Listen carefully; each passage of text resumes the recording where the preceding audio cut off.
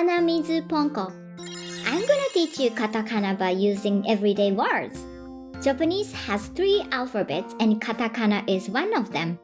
Katakana is a syllable that is often used for transcriptions of foreign languages, expressing your feelings, or onomatopoeias. Also, katakana has the same characters as hiragana, but it's just written and used differently. Okay, today's katakana is yayuyo,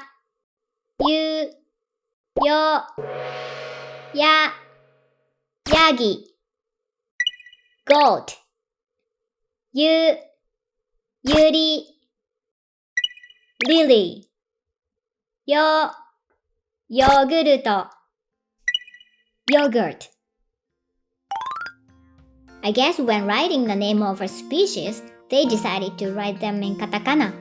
So even though yagi and yuri are generally used with kanji or hiragana, some people use katakana for them. That's why it's good to know katakana if you want to learn Japanese. Okay, see you next time!